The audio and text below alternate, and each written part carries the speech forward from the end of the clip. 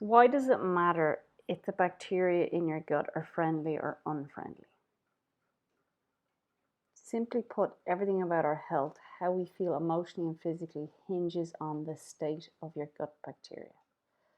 So if your gut bacteria is healthy and dominated by so-called friendly bacteria, or if it's sick and overrun by bad, unfriendly bacteria, it's going to have an effect on your overall health. Your microbiome also has an effect on whether you're fat or thin. So the bacteria in your gut will break down the food that you've eaten. Okay, it'll break down the calories that you've eaten. It'll help with nutrient absorption. So what can happen is one person can eat 500 calories and the other person can eat 500 calories.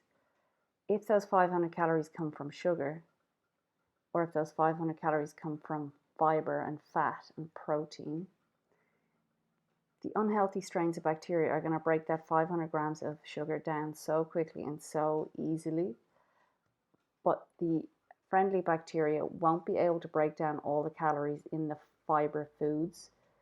So yes, you may be eating 500 calories each, but if you're eating more sugar, you're going to promote the unhealthy bacteria to digest more of those calories. If you were to take high fructose corn syrup, which is from corn, and you take 500 calories from that, your body's going to digest that super quickly. And those 500 calories are going to go straight into the body. If you're eating 500 calories from corn, that's got the fiber, that's got everything with it, the vitamins, the minerals, your body's not going to be able to get 500 calories from that, because when you look in the toilet bowl after you've eaten corn, guess what you see? You see yellow little kernels in the toilet. So that's to say that those 500 calories have not all been absorbed. Yes, they've passed through your body, but they all haven't been absorbed. So your microbiome does play a factor in whether you are carrying weight or not carrying excess weight. It can also have an effect on your energy if you're energetic or lethargic. Okay, so if you find that you're supporting the growth of bad bacteria with a diet that's high in sugar, low in fiber, the chances are you're not going to be very energetic. You're going to be tired all the time. But if you're eating a diet that's high in fiber, low in sugar, you're supporting your good bacteria, you're making good food choices, and you're going to be more energetic. So our internal organisms participate in a wide variety of functions in the body. So this is going to be, it's like your gut bacteria play a role in your immune system, so immunity, detoxification plays a role in inflammation. Most definitely plays a role in your mood, your neurotransmitters, metabolism, how you utilize carbohydrates and fats, libido, vitamin production, because gut bacteria actually produces certain vitamins, nutrient absorption, which we talked about a second ago, and just signaling whether you're full or hungry can also come from your gut bacteria. So the better the quality of your gut bacteria, the better you're going to function, because the better these roles are in the body. So what influences what bacteria will thrive in your gut? So your bacteria is supported by the foods that you choose to eat, the drinks you choose to drink, the medication you take, and the environment that you choose to live in. Unfriendly bacteria are fueled by a diet that's high in sugar, low exposure to friendly bacteria, and low in fiber. Friendly bacteria are fueled by a diet that's low in sugar, high in fiber, filtered water, and has healthy strains of bacteria, which we'll talk about. So when it comes to water and your gut, if you're drinking chlorinated water, so if your tap water is chlorinated, there's a reason it's chlorinated, and chlorine is used to kill off bacteria, which is super helpful. But we don't want to drink that chlorine. So when the water comes into your house, it's chlorinated, the bacteria has been killed off. Ideally, you want to filter out that chlorine, the carbon filter, and then drink the water. Because if you're exposing your bacteria to chlorine all the time, what effect does that have on your gut bacteria? Chlorine kills off bacteria. Okay? Hand sanitizers. At the moment, it is COVID times, and everyone is reaching for the hand sanitizer. I get that. It's fantastic. But when you're at home, please try and just use soap and water to wash your hands. When you're out and about, I get it, but at home, try and use soap and water. Try and limit your antibiotic exposure. So when you're sick and you head to the doctor, and the doctor is looking to prescribe you something, try and get the doctor should test for the strain of bacteria that might be causing your infection. So if you've got a kidney infection, they will generally test to see what strain of bacteria is causing the problem. You do a urine sample. The problem with taking broad spectrum antibiotics for something that might be caused by a virus it's absolutely pointless to take an antibiotic because an antibiotic kills off bacteria. If it's a virus that you have, it's like trying to get down the road while doing breaststroke on dry land. You're not going anywhere. But that antibiotic can also help damage the ratio of friendly to unfriendly bacteria in your gut and not have any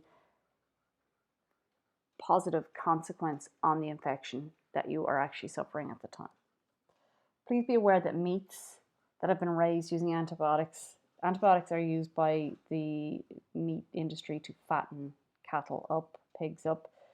So this is just another way that antibiotics can end up in your gut because they're put through the meat industry. So organic foods, or look for antibiotic-free meats when you're purchasing them. And try and limit your alcohol intake. Alcohol, what's hand sanitizer made of? It's made of alcohol. It kills off bacteria and viruses, and we are drinking that through our body. Think about that. So what can kill off good bacteria? So your antibiotics, which we talked about, so they can be taken directly or ingested from animal products. And steroid drugs can also do the same thing. Chlorine in the water. Diarrhea. If you're suffering from diarrhea a lot, this can actually flush out your microbes because the body is just moving so fast. Nothing's getting digested and it's just pushing through the body. If you suffer from diarrhea multiple times a month, I would suggest investigating why you have diarrhea, what's causing that issue. Ideally, your stool should look like a banana formed on the way out. If it's softer than a banana multiple times a month, that could mean that you're not digesting your food properly and something is amiss there. So your body's trying to give you a warning system there. Going without food can also kill off your microbes as they need to be fed to survive. Now, I'm not saying a 16-hour fast is going to kill off your microbes, but just be aware that if you're going multiple days without food, it could be an issue. So what feeds your bacteria? If you eat junk food, you are feeding your bacteria junk. We don't want to be doing this, okay? So you're going to kill off your good bacteria by not eating healthy foods. Alcohol, cigarettes, and toxins can all affect your microbes, and also stress can affect it. So you want to eat foods that contain probiotics or take probiotic supplements. Why? Because it strengthens the immune system. It's going to improve the health of your colon. It's going to protect the lining of your gut. It's going to help with any digestive issues like irritable bowel syndrome, yeast infections, diarrhea. Helps the liver to do its job of breaking down and removing toxins from the body.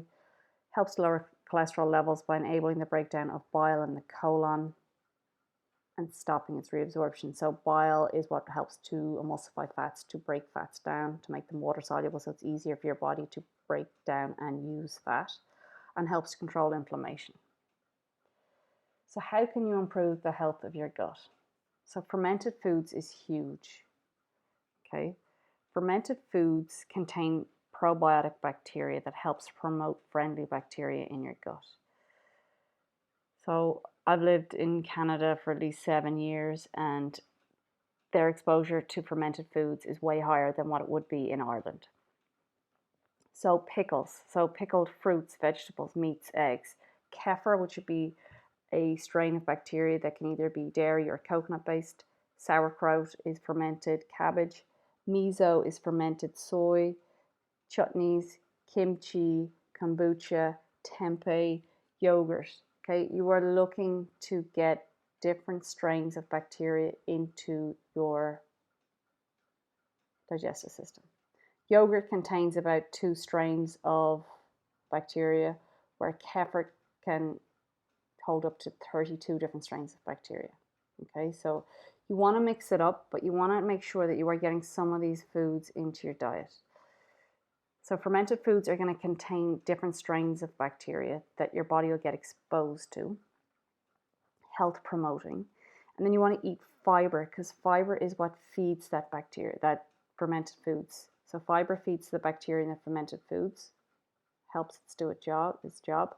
You want to reduce sugar because unhealthy bacteria feeds on sugar. You want to eat good quality fats, omega-3, help control inflammation. And you want to eat foods that are rich in your prebiotics. So your prebiotics are your fiber, so onions, cooked or raw, garlic leeks, asparagus, Jerusalem artichokes, dandelion greens, lettuces, any greens, any fibers, they're going to be rich in prebiotics. And you want to drink filtered water because we spoke about chlorine. So there's other benefits from fermented foods, and it's lactic acid. Okay, so lactic acid has a slightly lower pH, which can lower the pH of the intestinal tract, making the environment more hospitable to friendly bacteria and less hospitable to unfriendly bacteria. So if you can get some lactic acid into your diet, it's just going to make it easier for gut bacteria to hang around. It also makes it easier to absorb nutrients from your food if it's got a lower pH. And then lactic acid bacteria can synthesize B vitamins. So B vitamins are really good for energy production, for dealing with stress for the nervous system. So probiotics, the different strains of probiotics friendly. So different strains of friendly bacteria. Probiotics are the foods found in beneficial bacteria. These strains of bacteria are crucial in maintaining health and balance within the intestines. Probiotics are transient, that is that they don't, so different strains of bacteria are in your gut, but if you take probiotic supplements, they don't root in there like a seed and grow. They're transient. They'll stay there for a while. They'll benefit the intestines while they're there, but they will pass out of the human body. So that's why some people will stay on probiotic supplements. Like they'll take them kind of every month, every second month, they'll take a course of probiotics. This is going to help to improve the bacteria, but it's not always going to take a seed and root there. So it's really important that you consume foods that contain probiotics on a daily basis so that your body is always exposed to different strains of bacteria. This is why fermented foods are so important. This is why fiber-rich foods are so important, because they're going to feed those probiotics, those friendly bacteria. So prebiotics, these are what feed your friendly bacteria. So you don't really need to know the inulin, the GOS, the FOS, but what you need to do is just make sure that you're eating some indigestible plant fibers. So bananas, onions, garlic, leeks, chicory root, asparagus, Jerusalem artichoke, oats, seaweed, lettuces, greens. These guys are going to contain the fiber that feeds your good bacteria. Okay, I hope you've learned something from this. So filtered water, fermented foods, fiber-rich foods, low sugar, get on it, plant fiber. It's going to help to improve the health of your gut, which is going to help with your immune system, detoxification, your mood, libido. Thank you for joining.